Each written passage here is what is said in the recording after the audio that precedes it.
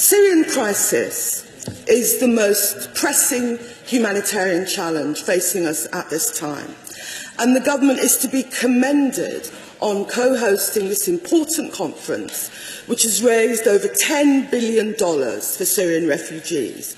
And the government is also to be commended on doubling our own commitment to over £2.3 billion. The emphasis on education and jobs is entirely correct. We cannot allow a whole generation of Syrian children to be lost.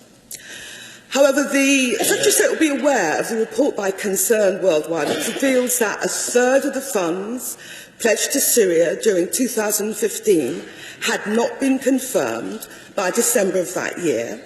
So is she able to say whether all the money pledged in 2015 has been confirmed now?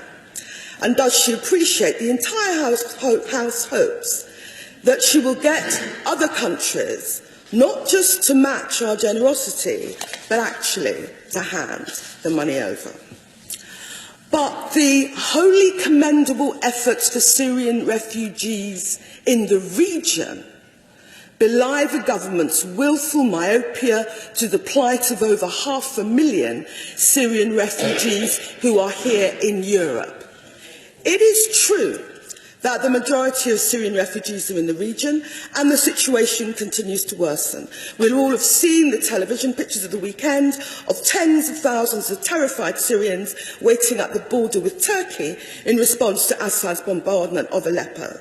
But can the Secretary of State explain how much longer this country and the EU can expect Turkey to keep its border with Syria open, whilst at one and the same time we want to prevent refugees from transiting towards Western Europe?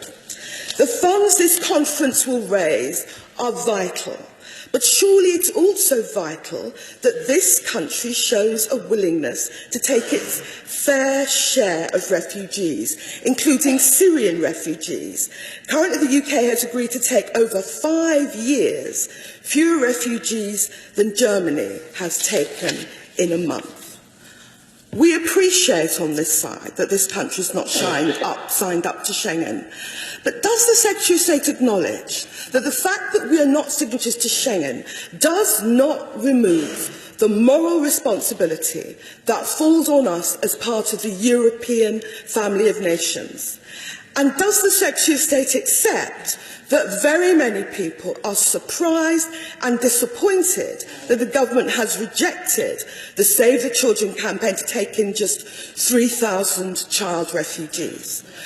The Secretary of State may well wish these children had stayed in the region, but the direction in which the children chose to flee does not make them any less vulnerable. These children may not be in the part of the world the Secretary of State would prefer, but they are still lone children at risk of abuse, sex trafficking and worse. The Secretary of State cannot behave as if there are two classes of child Syrian refugees.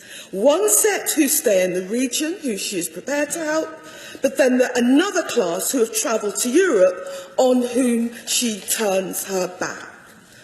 The Secretary of State will also have heard reports of the German Chancellor's speech in Turkey today. Does she agree with Angela Merkel that the ultimate solution to the current migrant crisis is safe and legal pathways for refugees? On the political process, I'm glad to say that on this side, we very much support the call on all sides in the Syrian civil war to take steps to move forward to sustainable peace negotiation. In particular, Russia must use its influence on the Assad regime. And we entirely agree that it's unacceptable and illegal to use siege, starvation, and the blockage of humanitarian aid as a weapon of war. And we welcome the steps being taken to freeze Daesh assets and other restrictive measures which my honourable friend, the Leader of the Opposition, has been calling on for some time.